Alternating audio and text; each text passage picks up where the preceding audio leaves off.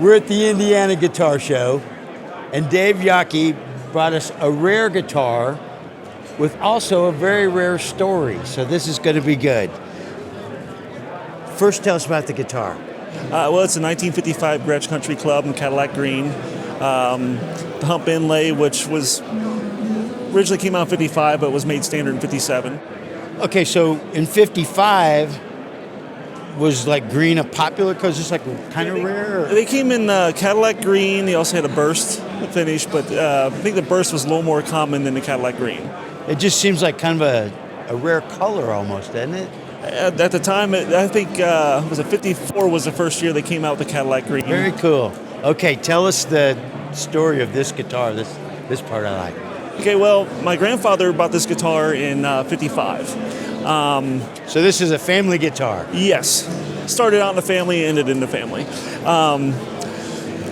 He had a 54 Duo Jet he traded for this because Chet Atkins played a guitar much like this, but his was black in 55. So he ended up purchasing this guitar. Was he a Chet Atkins fan? Oh, yeah, he played all the finger picking, yeah. So that's why he bought this guitar. Oh, yeah. So anyway, but less than a year later, my father was on the way. Times were a little tight, sold the guitar, and always regretted it. We have always heard about this guitar. Right. So I spent a lot of time when I got into guitars looking for this guitar. And coming to 2006, I'm working at a music store. Someone came in, we had a red guitar hanging up. Someone said, hey, I knew someone's got one like that, but green. So anyway, he gave me information of the guy that he bought it or sold it to. I went over and checked it out, took photos, tried to buy it. He wouldn't sell it. He was leaving it to his son. So you found it, but you still couldn't have it? No. Teased me, That doesn't seem right. So anyway, I left my contact information. Never heard nothing. Nothing ever happened. Fast forward to 2014. At some point, the guy that purchased the guitar passed away. Apparently, his son took it to the first pawn shop he saw. Ended up in the back room of the pawn shop because it needed a neck reset. Similar stuff that guitars of that age would need. Right. When that pawn shop closed down, someone apparently bought all the guitars out of the back room, took them to the Columbus, Ohio Guitar Show, and a vintage dealer friend of mine saw it in the parking lot before going in and ended up purchasing it because he thought, well, what's the chance of more than one of these guitars being from the same town? Right. Called me up the next day.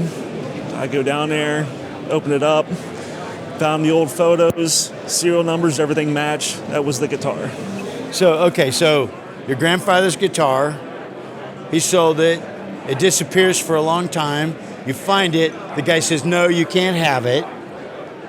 And then he dies. And then his son sells it to a pawn shop. Yep. And the pawn shop closes.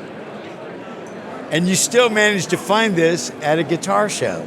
Yeah, another 2 hours away, 100 miles away from home.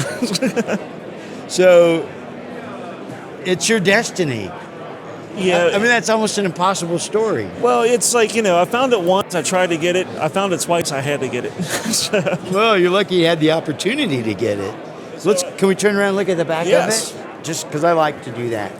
It's just fun. Look at that. Wow. Beautiful. Very clean. Only where you really see is over here from the mark of the hand from playing. From playing it, yeah. Honest wear. Yeah.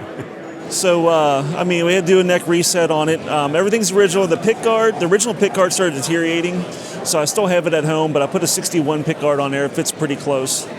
Welcome home, Grandpa's guitar. Every guitar has a story. That's really a good one. Thank you. Thank you.